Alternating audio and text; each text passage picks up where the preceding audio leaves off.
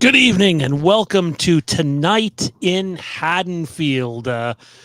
We have a loaded episode tonight, ladies and gentlemen. We have our Halloween TV series pitches that we will be doing. What would we do with the Halloween TV series? Not just from a creative standpoint, but what realistically could work and what is marketable nowadays. So we have that coming up not too long from now. Dean's got show and tell as well as movie countdown. Excited to see what he has for those two topics tonight. Scream 7 Remember how everybody said, and by everybody I use that term very loosely, everybody said that Nev Campbell wouldn't come back. Well, maybe you jumped a little bit ahead there, because money talks, and it would appear anyways there's at least some discussions going on that front. And then obviously Dwight Little's Halloween 4 sequel comments that we addressed briefly on the not so much briefly, but we addressed on the weekend in a pop-up episode with Jason Knight from Backtrack Cinema. But here we are tonight. I'm joined, as always, on Monday night by Mr. Mean Dean Renner. What's going on, man? What's going on, everybody? How we doing? Is everybody as snowy as I am? I think you are, Shawn. You guys got hit pretty bad up there, didn't you? Oh, my God. I mean, I think I sent you some pictures and some video. Just, yeah. I never want to see snow again. I don't blame you. I don't even want to see it, and I got like half an inch so far if I'm lucky. So I get it. Half an inch? Oh, man. Mm-hmm. Oh, wow. Yeah, it's taller than my oldest son. Oh, jeez. Or not my oldest son, my youngest son. Yeah. So if it was taller than my oldest son, we'd be under a state of emergency. Right. But we're not there quite yet. But yeah, we have Scream 7 movie countdown, which is where Dean has 5 minutes to introduce us to a movie, tell us what he thought about it, and anything else he can come up with. And regardless of where he is at the 5-minute mark, he gets cut off. Halloween TV series pitches, which Dean will lead off with, and I will follow him up. Show and tell, and then Halloween 4 sequel discussions to end the show. If you haven't yet, please take a moment, like the channel, or pardon me, like the video, subscribe to the channel, slash the notification bell to keep up to date with all the content that we have for you on a weekly basis here. So, and also, as it says at the bottom there, bonus episodes available at patreon.com/Fandom Empire. Our intention is to get you the first bonus episode of Tonight in Haddonfield that we've done this month. So what we're going to do for it, not sure yet, but be on the lookout for that over on Patreon. Dean, what's going on with you, man? I know we got Halloween TV series pitches here in a little bit, but like, I guess a little preview. How much thought did you put into yours? Because this sort of sprung off of a Halloween, wedding TV series that I pitched. Not that my idea goes off of a wedding now, because it does not, but just sort of grew into its own thing, and here we are pitching a couple of Halloween series. Yeah. I covered some ground, so I kind of picked like a time period, where to set it, the premise, and like maybe some ideas that I'm borrowing from some other notable movies that we both enjoy. I picked some creative talent. I have the basic foundation of kind of how it would begin and open and then eventually kind of lead. I have the length on how many episodes I would do, the time frame for each episode, and kind of like midway where to shift, and kind of like some story elements and a little bit of setup. So I think it took me about 25 minutes to kind of gather all my thoughts and write it out. So I covered a decent amount of little ground. I have a feeling yours might be more extensive than mine. And if it is, then I will continue to add to mine and come back next week. But we'll see where we end up here when it's all said and done. But first up, man, Scream 7 is back in the news. That movie that's apparently not going to happen because of all the public chaos and drama surrounding it. And then it is going to happen, and it's not going to happen. Melissa's on board. Melissa's not on board. People are meeting with Melissa. People are meeting with Melissa. Sydney's not going to come back because what they did to Melissa. Dude, at the end of the day, Harrison Ford came back and filmed another Star Wars movie. And why did he do it? He made somewhere in the range of $15 to $18 million to do it, and a guarantee of the next Indiana Jones movie, which is the project he really wanted to do. At the end of the day, money talks, bullshit walks, as Dustin says in the chat. Your thoughts on what seems to be Sydney being open to returning to see Scream 7, and in my opinion, undoubtedly where they end up going. Yeah. So I kind of caught some tidbits here and there, not too much, but I think it was either Hollywood Reporter or Variety article. One of those kind of laid out that she was, I don't know if it was spoken to or just kind of gave her thoughts, but it was pretty much, as we said, like money talks. If she gets a good offer and she's open to returning, she's going to come back and they're going to entertain some kind of idea. So there's been a lot of talk of a couple things that we speculated on, which is, bringing her back, possibly bringing Stu back and taking the story in that direction. So, as we've said countless times, is we'll see what unfolds and where it goes.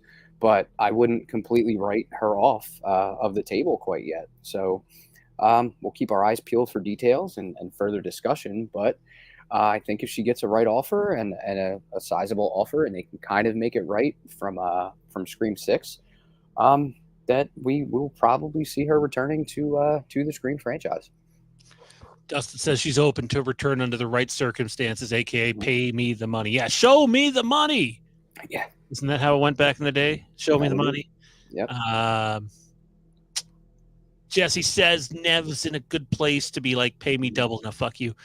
I don't know about that. I think there's going to be people that take that narrative and twist it into this Nev wants double because of what happened to Melissa thing. No, Nev wants to be paid what Nev thinks Nev is worth.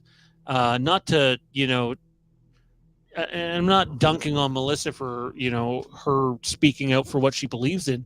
But at the end of the day, this is Hollywood. If someone's going to pay you 7 figures to come do a project and you think it's in your wheelhouse and not a complete shit fest, you're probably going to go do it. Yeah. Yeah, I would agree. Doesn't make sense to leave money on the table if you're looking for a payday and it's in front of you. Why would you not take the offer? You can put things behind you and move forward, even if it's simply for the payday. So it wouldn't really be a total surprise is what I'm saying. So I think people should kind of keep an open mind to the possibilities of where this could go. Freddie says Chris Landon exiting is a huge blow to them. You know how to make a good slasher. Happy Death Day and Freaky were fun. It is a blow. Make no mistake about it. And he obviously left for the reasons that are very well publicized online. That being said, there is a bunch of other very capable people that could make this flick. It's just a matter if they can get all their ducks in a row. Entertainment Wizard says they get her back when they need to retcon the last 2 films and bring back Dewey. I wouldn't rule out anything at this point, but given what Scream has done, I would think it would just be Scream 7. How about you, Dean? Yeah, it's a smart decision to maybe try to retcon, but I think they kind of want to keep this in continuity and they want to keep the franchise going without multiple timelines. So I think picking up from the previous 2 and kind of just some creative writing around, a couple of curveballs here and there, they get back on track and pick up and move right along, and then probably give us a new story that has like loose tie-ins to the previous 2. So I think it's a direction that they can go.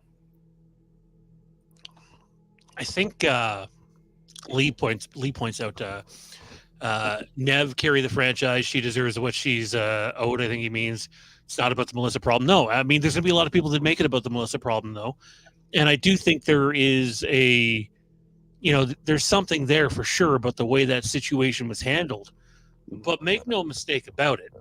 If they show up at Melissa's door and say, hey, we creatively have this idea that really needs you, here is twice, you said it before, here's 2 times what we paid you in 6, and let's give you some creative input too, and public apology and all that. It's not unsalvageable. Melissa is not Jamie Lee Curtis or Nev Campbell or a bunch of other people. And sorry, what's her co-star's name again in Wednesday? I keep forgetting. Jenna Ortega. Not even her in terms of like public stature. So the situation isn't unredeemable. Right. I think you can absolutely get it back on track, but it's going to take time. Yeah, it's going to take time. It's going to take some damage control. Like you said, public apology, that's may help. We'll see. Nowadays people can be stubborn and they try to kind of stick to their guns, depending on the topic. So, yeah, I mean, but like we mentioned, money talks, and if they give her creative input, a sizable offer, and hey, we fucked up, like that might be enough to kind of reel her back in. So, All right. What about you guys in the chat, you guys and gals out there? Do you think Scream 7 should happen with Nev Campbell returning to be the lead? Should they find a way to get Melissa back? Should it be both in Scream 7? Or do you want some sort of soft reboot of the franchise, new direction in general? Comment in our live chat, comment down below, and share your thoughts there. We'd love to hear what each and every one of you have to say. And thanks for coming out tonight. We've been looking forward to this episode for a while. And let's get to it. Dean, my imaginary watch says, sir, you have 5 minutes for movie countdown. All right. Have at it. Let's go. Okay. So I'm going back to the realm of horror.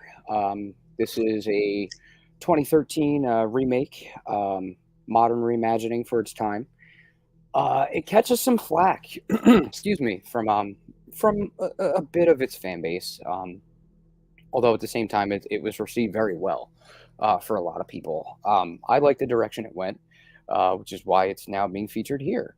So what we have here is Evil Dead 2013.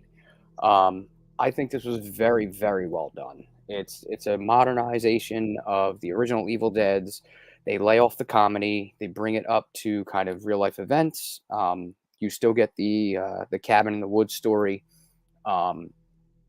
And I just think it was a really good way to bring this up to modern day for its time.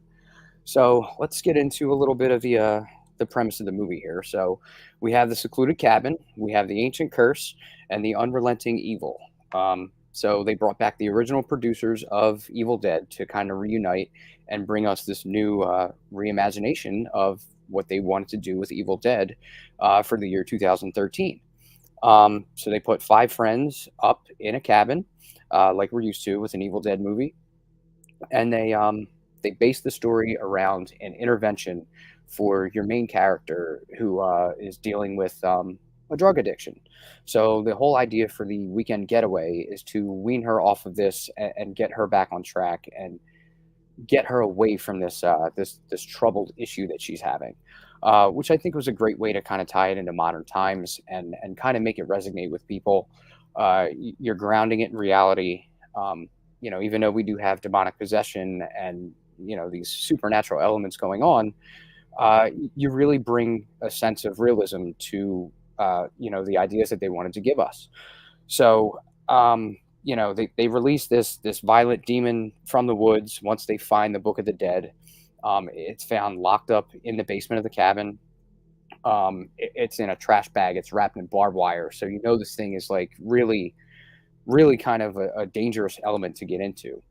So, that gets released, and one by one, they start to get possessed, and they start turning on each other, and it gets pretty intense. It leans away from comedy, like I said, and the gore factor is really amped up. I don't think it's too over the top, except for in a couple of moments, but yeah, you really kind of amp up the premise of Evil Dead when you get into this. So I was a big fan of it. It tells a great story. The sound design and cinematography is great. I would have loved to see it kind of get an audio upgrade from what they originally did, which on that 4K still has the theatrical 5.1 sound mix, but it's a heavy hitter. You really hear and feel everything that they do within the movie. So it really brings an element of like not only suspense but horror. Like you're really kind of like clutching your seat cushion and your armrest while you're watching this thing if you've never watched it. So the story it tells, the sound design and cinematography are great. As it progresses, you just see things getting progressively worse. And the characters, just like I said, they start turning on each other because this demon is taking over everybody one by one. And the gore factor, like I said, is up there. And it really, the climax is, I think, the big seller when you get to the very end, because now our main character is trying to fight off basically everything she's been through the whole movie. Like she goes through withdrawal. She's doing everything she can to fight it, but it's a struggle. And we see that unfold. So it gets to Act 3, and it's basically her against this demonic entity that she's fighting. And there's some really cool callbacks to like the original Evil Dead. They bring in the chainsaw, as that's a big part of Evil Dead. And I think that like near the very end, you get this amazing fire sequence and the blood rain, and this demon finally emerges like from underground, and she's got to take this thing on. And I just think the end fight sequence or the one-on-one battle that they go through is just really, really, really intense. And it's a great way to close it out. And then you get your ending, and then you want to watch through the credits because you get a little bit of a post-credit scene that kind of brings it full circle and closes the story out really, really nicely. So that to me comes highly, highly recommended for any horror fan who may be on the fence or never really wanted to give it a chance because it's somewhat pretty different from what you're used to from Evil Dead. So that, like I said, comes very highly recommended for me, and I think it's well worth the watch. Just in under 5 minutes again. I'm ashamed to admit that I have never, ever seen an Evil Dead movie. Oh, wow. It's just not something that has happened for me. So, ashamed to admit it, but never seen one. Yeah. I obviously am well aware of who Bruce Campbell is, so nobody has to go there. Yeah. But yeah, I've never seen one. Okay. Definitely have to check them out, though. That's the nice thing about when you don't check something out, and there's an entire series on something, you can go through a bunch of the movies.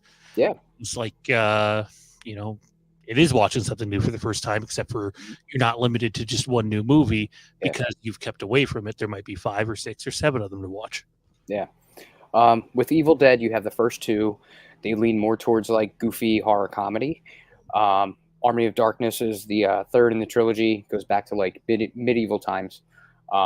Again, pretty heavy on the horror comedy aspect. And then they took a break for a while, I think, unless I'm missing one. But I think that's the original trilogy is where it cut off for a while. And then they brought it back in 2013 for an anniversary. And they really shifted gears and went modernization and like real life elements and stuff. And then after that is also Evil Dead Rise, which I thought was good. It was fun, watchable. It's more along the lines of 2013 than it is the rest of the series. So they're fun watches, and I think 2013 really brings an element of like modern horror that's like ramps up suspense and scares and gore. Like I said, it's not over the top, but I think it was really, really well done.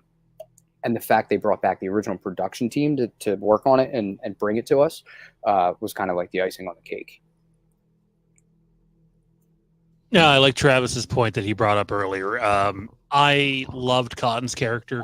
It's my favorite character in Scream. I think some people would be annoyed if you brought that character back. Yeah. But in my opinion, if you brought that character back, I would be fucking thrilled. Yeah. I'd love it. The actor whose name is slipping my mind. It's killing me, and I should know it too. Liev Schreiber. Yes.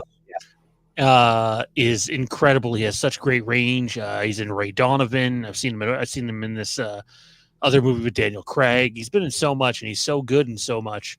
I think again, like we're talking about the Halloween TV series pitches we're coming up with. Mm-hmm.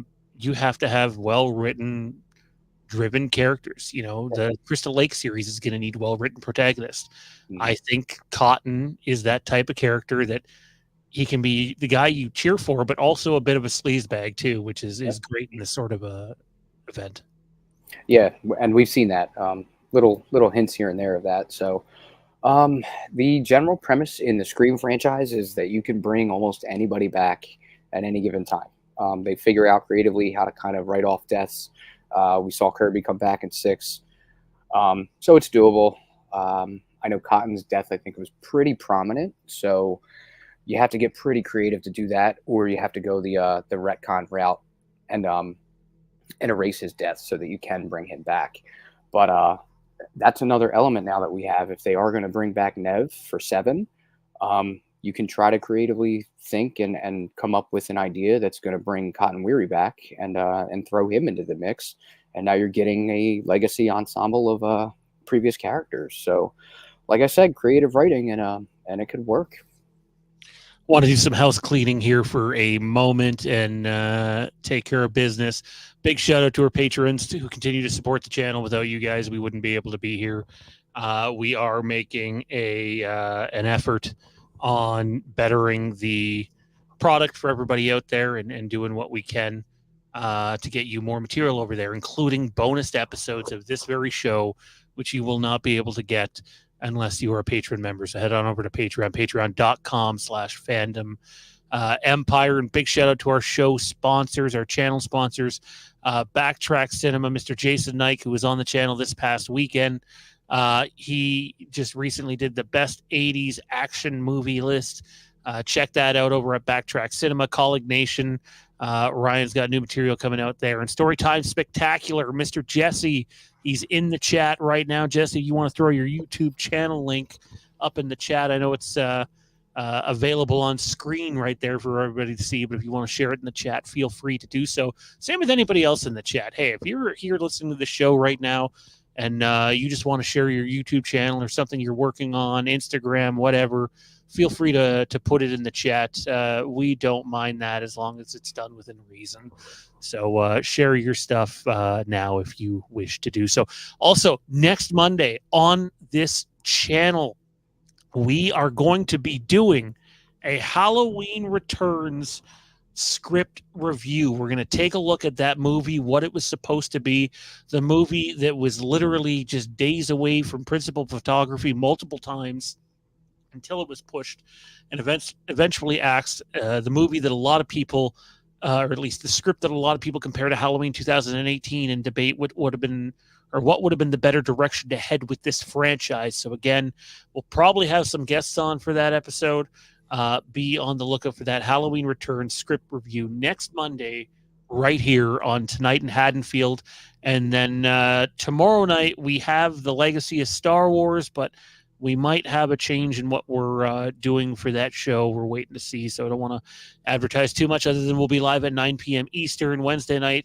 Welcome to the Geek Side. You can check that out, 10 p.m. Eastern a lot of the time. And then starting on the channel a little later this month, if you're a fan of Smallville specifically, The Legacy of Smallville, a brand new pre-produced show. It will not be live unless there's demand for it to be live at a later date. But myself and my partner, Jade, The Legacy of Smallville, we've watched the series through a couple of times now together. I've watched it through a couple previous times before Jade and I got together. So I've seen the series through, 4 times.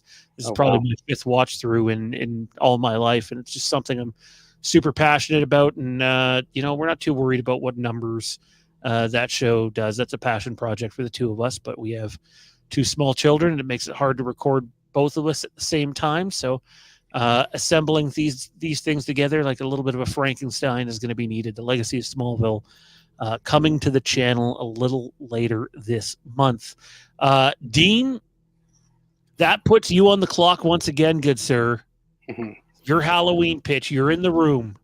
You have Malaka Cat in front of you. You have the representatives from Miramax in front of you. What are you telling them in order for them to buy your Halloween treatment?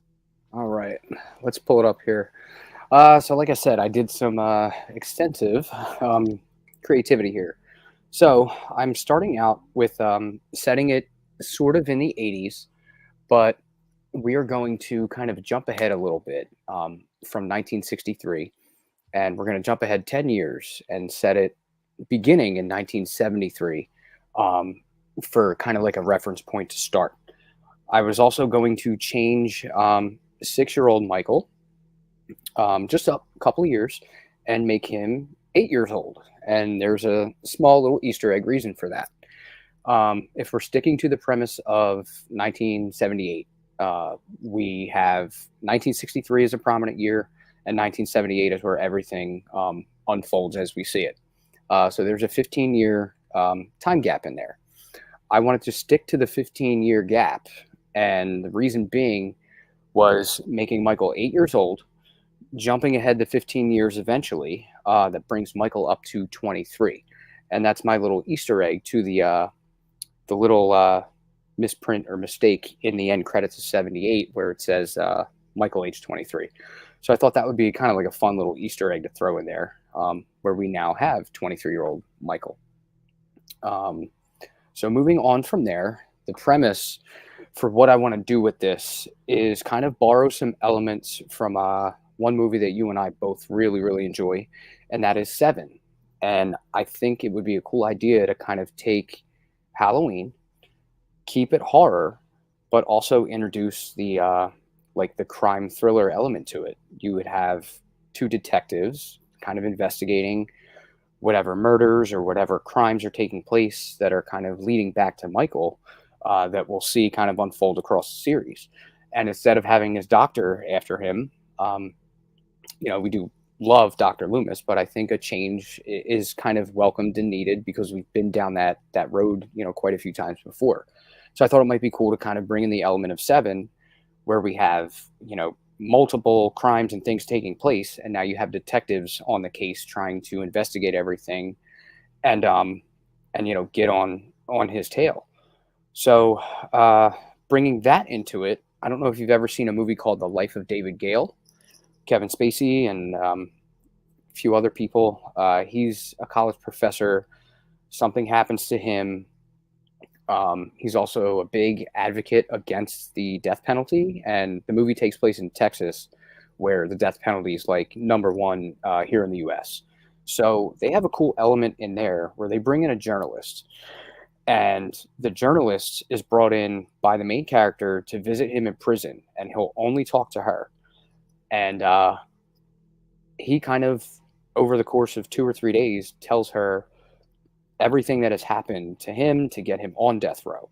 And she starts getting clues to why he's there, what happened, and she starts to figure out everything that's happened to him might not quite add up to why he's sitting there and on death row. So that was another element I kind of wanted to borrow. And I thought we could take that and we could come up with a character who would be like a local journalist, maybe local news in Haddonfield, newspaper, something along those lines.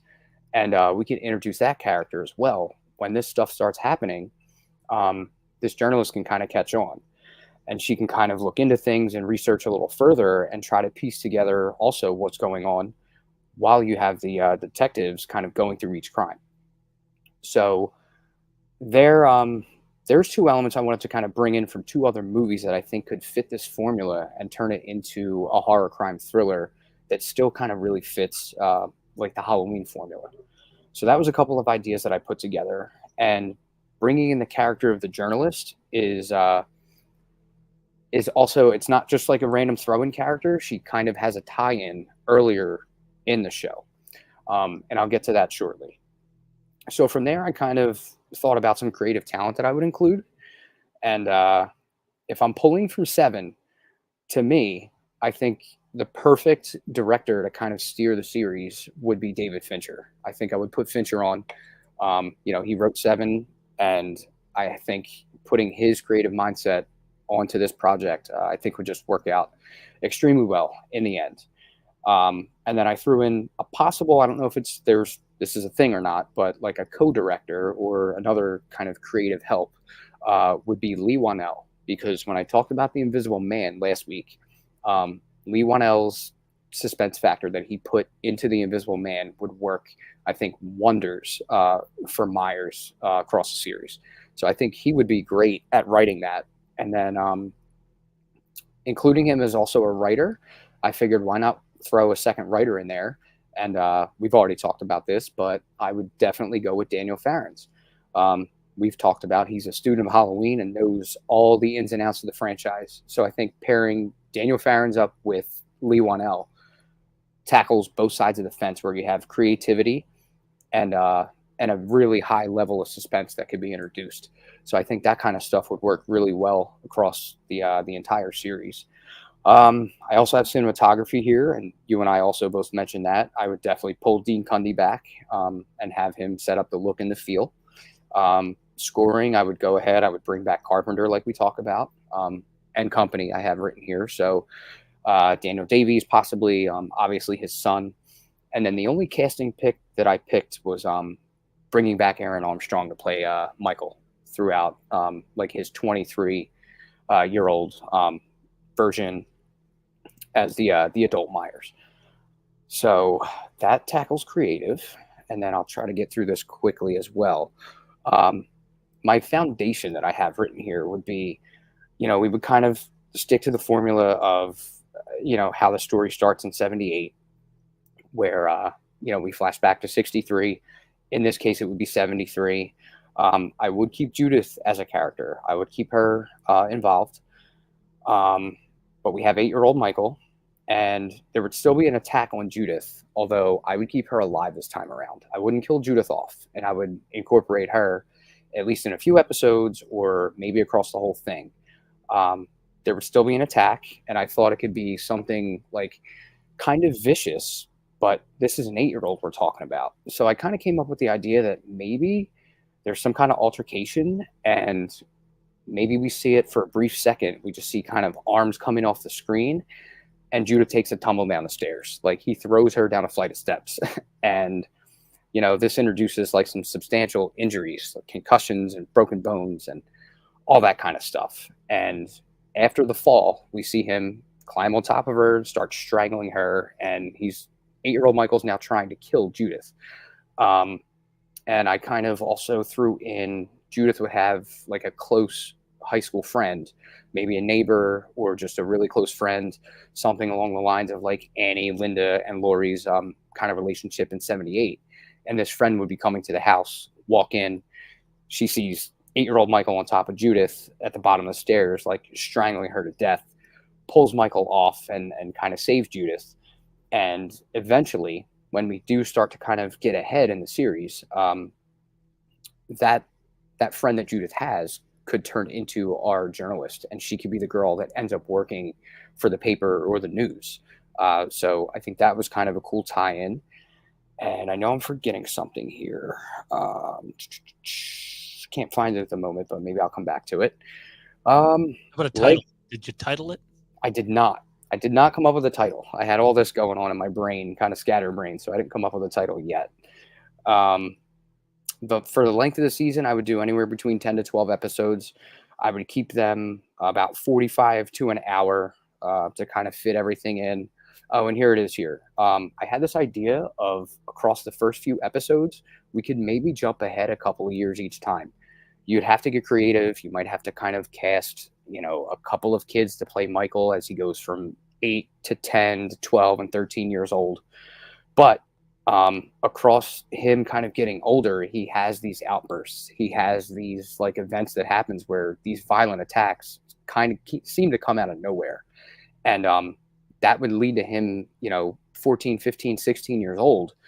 And finally, the parents have had enough, and they have no choice but to, incarcerate him and send him to either Smith's Grove or another facility, similar. Maybe it'd be cool Easter egg to kind of throw Glass Hill in the mix and turn it into Glass Hill, but it's a juvenile center, and that's where Michael goes this time around. So yeah, we would eventually kind of lead across the first few episodes up until about 1988, which would make Michael 23. And then we get the typical, he escapes, he makes his way back to Haddonfield, things start taking place, break-ins, missing people, something of the sort that kind of gives the audience your hints of Michael's kind of back in town after being gone for, anywhere from like 8 to 10 years possibly. And then that's what prompts the investigations. That's what brings in your detectives. And then it starts to hit the local news. And then that's when Judith's friend starts to kind of catch on and figure out that these things are they sound familiar.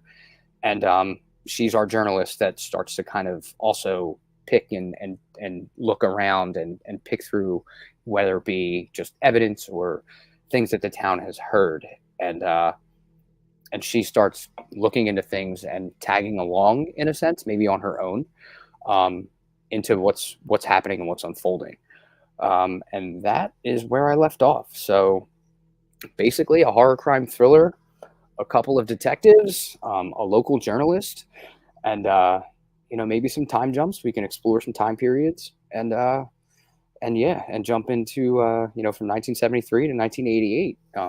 What events happened and unfold. Well, I mean, it's something I wouldn't mind seeing. That's for damn sure.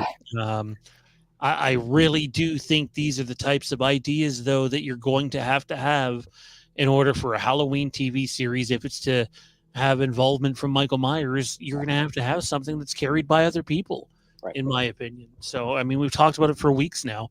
I really liked it. You know what I'd like you to do, though, between now and next week when we do our Halloween Returns review, come up with a title for it. Think about a title and what you would name it. I know people are going to want to utilize the Halloween name. Right. I'll give you a little bit of a spoiler. I did not. But I do want to go to the chat here and read some of their ideas. Yeah. Alessandra says, I wonder who they would cast in a Halloween series. That's where my curiosity is. I only have 2 people cast in mind. I didn't get into specifics, so maybe I'll work more on that and try to fill out a cast list too. That might be a whole episode on its own. Do a casting call for our creative pitch. So, yeah, that'd be interesting and a lot of fun to entertain. Lewis, let me know how you want that pronounced. Release is planned for 2025. I don't think so. I think that's very optimistic. Could it potentially hit, October 2025? It has a shot. It's not, I wouldn't rule it out, but I think at this point you're basically make or break on 2026. Yeah. Unless you want it rushed. Triple Glax says, I think that girl that played Allison should play Poutine Strode in a series. Oh, I need someone to make me a meme of that now. Poutine Strode. He follows that up with saying Lori. They must tell the origins of the mask. They must tell the origins of the Mask of Power. Do you understand it or not? I don't have the impression. Okay. So are these the guys that run that page? If that page is the Legacy of Halloween, that would be correct. John Hayes says he loves Fincher's Mindhunter. I've never seen it. I don't think I have either. Yeah. Triple Glock says John Carpenter definitely needs to do the music. Maybe even write some of the script. And I think James Jude Courtney is perfect to play Michael again.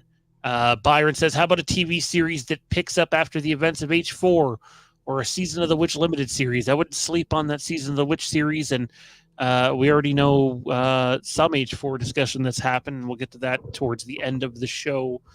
I'm going to take the driver's seat here and get into my pitch. I don't think mine's as in-depth as Dean's, but hopefully everybody can follow along and enjoy or not enjoy or critique, don't critique. But my Halloween series pitch, let's start with some of the behind-the-scenes stuff. The show is titled Haddonfield. That's it. You can use Halloween in the marketing all you want, but at the end of the day, this show is about families in Haddonfield. The showrunner is Mike Flanagan. The cinematographers, so more than one, is Dean Cundy and Mike Finari. Carpenter to produce and score. I have mine listed as an 8-episode first season with the possibility of more story expansion later. The show primarily is centered around 3 families. So for me, it doesn't begin in 1963. There is literally no mention of Laurie Strode in the story whatsoever. There is a small moment where someone alludes to Loomis, I have written down, and I'll get more into some specifics I've written down in a later episode, but that gets a little too detailed. So I'm giving you cliff notes here. But basically, the events, the beginning events happened in 1978, but you don't find that out at first. You pick up almost as if you were picking up an episode of a Mike Flanagan show. Think about whether it's Haunting of Hill House, Bly Manor, Midnight Mass, the most recent one, The Fall of the House of Usher. you just sort of launch into the story and the characters are already there, and then you use that first couple of episodes to establish who is who and why these characters are interacting with other characters, and the things that we establish. It's also 8 episodes. Every episode's close to an hour, anywhere from 50 minutes to an hour. I have my finale being about 75 minutes, so you give more room for Michael when it comes to that time. But the ties that all these families have, these families in Haddonfield, is you go through the first episode and you're dealing with one family who are residents of Haddonfield, and then another family who are moving back to Haddonfield for the first time in many years. Well, the family that is moving back to Haddonfield has a son. Okay, the son or daughter, you can twist or turn it however you want, but that child is actually the offspring of the other family that still resides in Haddonfield and has all this time. Just one of those circumstances where way back when, you have a couple and someone, makes a mistake one night, and but my twist and turns come. It's not just with so essentially one of the characters cheats. Okay. You can twist it however you want. It could be the family that stays, the family that doesn't, but the family that leaves. It ends up being the mom that leaves. So the mom leaves with who she's normally with, who she's supposed to be with, I guess you could say. But the family that ends up staying is actually the father of the kid. So you get the complex of having two families. There's emotional drama, and the kids now are in, like, they're basically getting ready to graduate high school. The adults aren't too old, so they're still plenty youthful and active to be in the story. So you have that. But the catch is, and here's where it gets good, you have this third side of things where there's this detective who is sort of obsessed with investigating this case that's been long closed, about a little boy who murdered his sister. So again, the little boy didn't murder his sister, but the little boy murdered the detective's sister. So he wouldn't have been a detective then in 1978. So you get this obsessive detective side of the story, similar to Seven. Funny that you mentioned David Fincher, because I have David Fincher listed as directing an episode. I have Daniel Farrens listed as directing an episode. Same with Dwight Little. Halloween All-Star Team with David Fincher added. But essentially, you just get like a triangle. I'm not saying it's Thorn, but like you got, on one point you have family number one who has custody of the child. On the other point, you have family number two who's been residing in Haddonfield this entire time. Then you have it's not really family number three, but side number three, where you get this obsessive detective who's been following these odd murders that have happened over the years. None that he hasn't had like a Halloween night, if you will, from 1978 where he kills a bunch of people, but he thinks he's still out there. He's obsessed. And at some point we get him alluding to, crazy doctor was trying to chase him down, whatever. So it lets you know that Loomis at some point existed in this timeline. But in terms of Michael, it's much like the wedding theory that I put out there, where all you get from Michael in this, like, you won't even see him physically, like the second or third episode. And then when you do, it's a lot of stalking. But what I was thinking is at the end of the first episode, where you get your big reveal, is the detective is revealing, his backstory, why he's so obsessed with trying to find this guy. And we flash back to 1978. And instead of seeing Michael standing there with his parents, obviously it's a different year, we see the cop car driving off screen with the little boy in the car. And as the cop car drives off screen, there's the Myers house. That's the first episode ends, and you just carry it out over time. The goal would be to not make this supernatural in any way, shape, or form. Shape is just the shape stalking from the shadows, and we get this, family drama to the highest level you can imagine with those dynamics at play. But you also get the obsessive detective who may or may not have healthy or unhealthy ways of going about things, and I think it makes for a real unique take at things. I definitely want to flesh it out a lot more than what I have, but I just think you need to have another interest in watching this other than just Michael. Yeah, no, I would agree. The idea sounds great. I would definitely be in to watch that. I love the detective element. I use it in mine, but here is a different take on it. With you have the obsessed detective. So, borrowing a little bit from the original Saw, where you had his name's escaping me at the moment, but Danny Glover's character. Yeah, Yeah, you um, definitely have to cast someone that can yeah, like carry that role too. Like whenever the detective is on screen, you yeah, should feel like you want him on screen. hmm yeah. Or Um, her, for that matter. Yeah, for sure. But yeah, no. So that the obsessed detective element is definitely a good introduction. And I like the way that you have the first episode ending with we see young Michael in a cop car and he's getting driven off, and then we see the Myers house. So you're in Haddonfield. This is a Halloween story, and things are going to take place and unfold from there. So yeah, I'd be on board. Yeah, I would absolutely love something like that. I really, really hope that's the type of route they go. I don't want to see anything that's fucking over the top corny that, is gonna drive me nuts.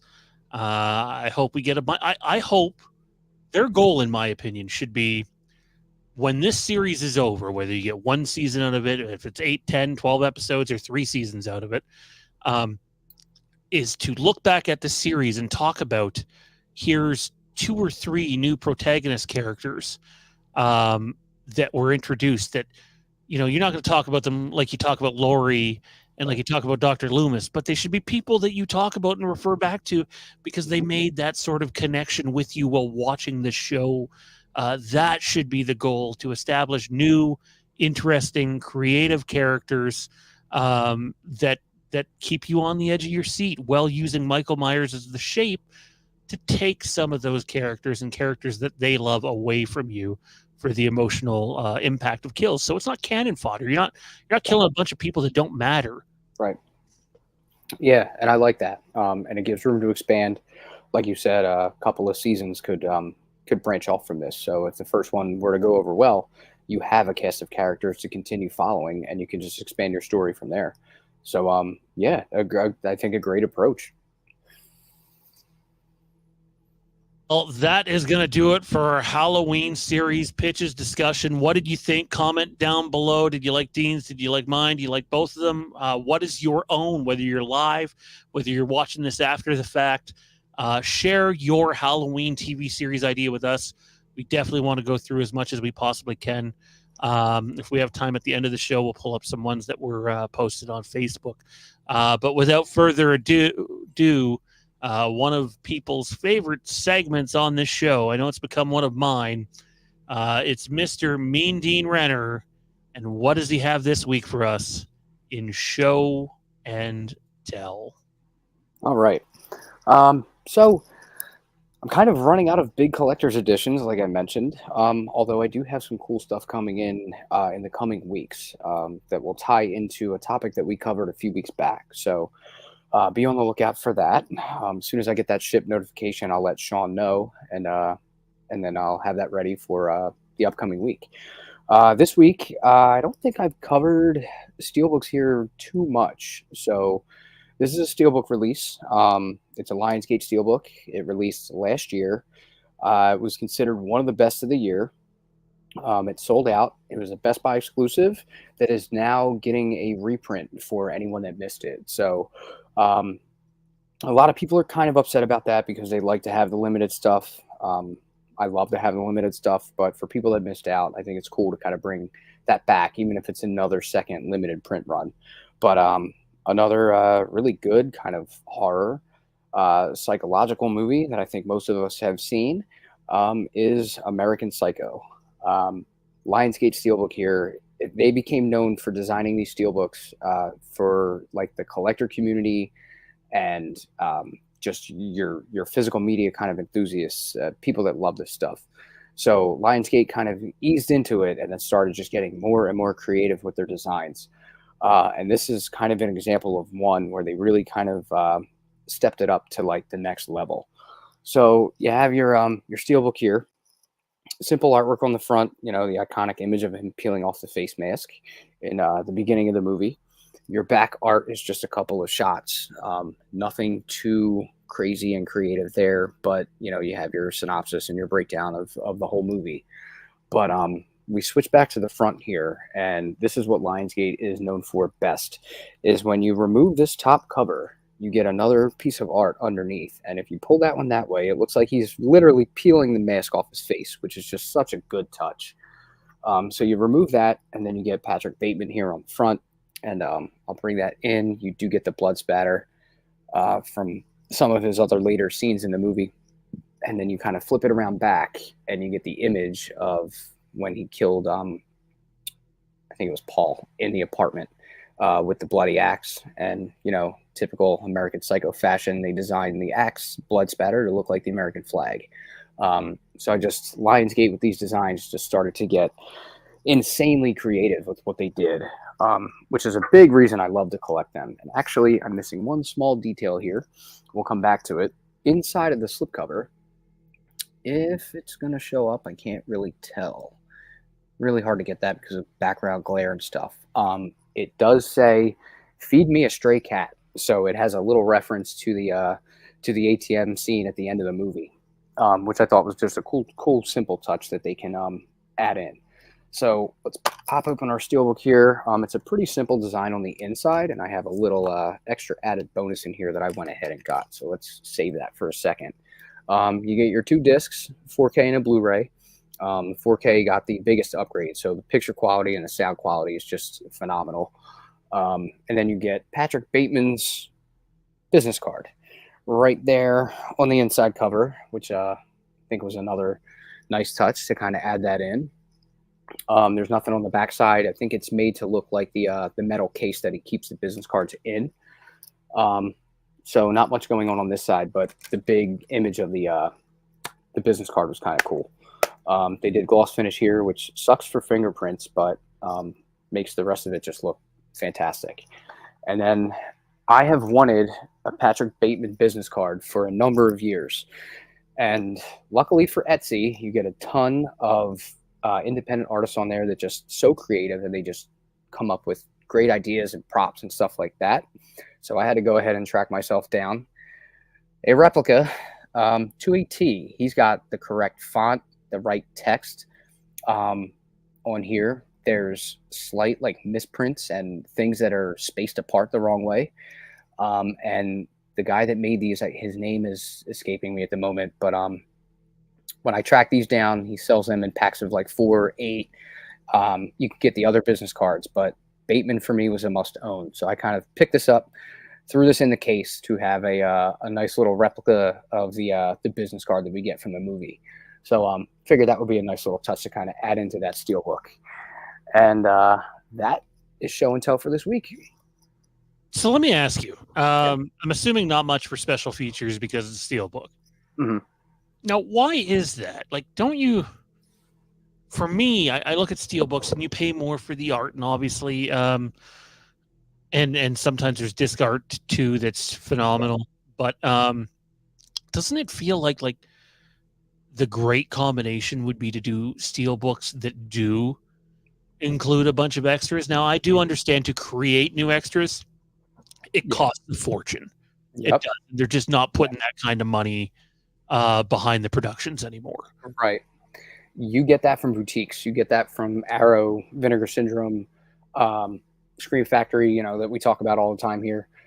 Those are the kind of labels that they give you stuff like this, and then they tack on all the special features onto those as well.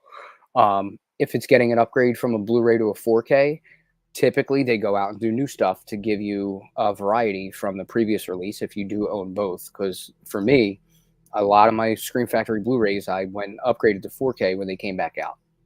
And that was a big reason why I wanted to see what new features would be added on, because I love that stuff. I love all the behind-the-scenes stuff.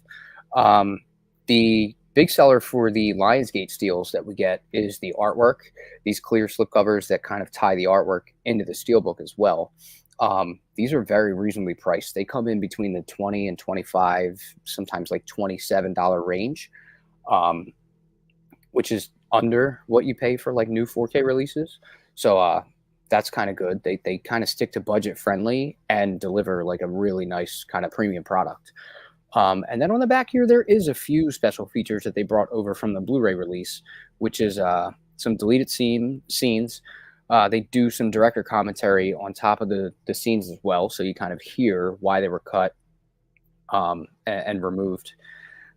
We have American Psycho from book to screen, which is on the 4K disc only, but that's a comparison of the book version to the movie. You had the 80s downtown. I think that's a featurette of how they kind of recreated New York City in the 80s and Wall Street and what ties into Patrick Bateman's character. And then you have 2 audio commentaries here.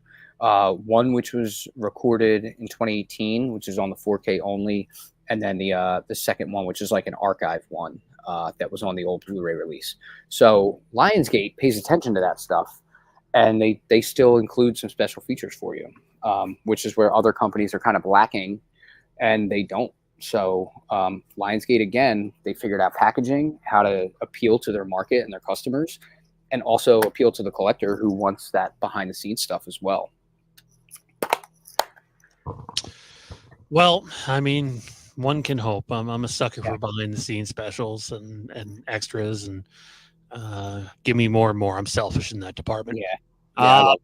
Before we get ready to wrap up here, man, on the weekend, Jason from Backtrack Cinema joined me, and him and I discussed Dwight Little's comments about his H4 sequel pitch after a comment that Wolfman Scott Nards, Barry over there, made on one of my Twitter posts. He seemed to piece together that the comment would have came sometime last year, sometime in the, probably around summertime range based off when Dwight Little's memoir came out, which I definitely need to look into, possibly picking up. But I gotta say, I love the idea of continuing with Jamie and Rachel. Yeah. I do. And I think in some way, shape, or fashion, you can make it work. Mm-hmm. But the very little information that we got from him made me go, his way of doing it, Halloween 4 Part 2, essentially, and that's what he would call it, just would not work, in my opinion, and how you have to market things. Not that I'm telling the guy how to do his job. He knows a billion times more than I do, but just in terms of industry standards, it seems like, and what goes down today, to me, I just don't think that would work. What did you think, of his brief comments on his pitch? And were you surprised he had already made an official pitch? Yeah. It was a little surprising to hear that, because that's something that fans have wanted for a long time, is once we're getting back into playing around in different timelines and continuing old stories and whatnot. That's been a fan favorite for a while. So I think moving forward with the another part of Halloween 4, disregarding Halloween 5, which I think is appealing to a lot of people, it's a great idea. It's definitely something to be played around with. I like the fact he wants to gear the story around Jamie and Rachel. That's what we wanted to see a lot more of that we didn't really get in Part 5. What else? The only thing I really didn't like was the title. I didn't like going Halloween 4 Part 2. I think you come up with a creative tagline that ties Jamie and Rachel into it, where you just read the tagline and the title, and it resonates with people that know.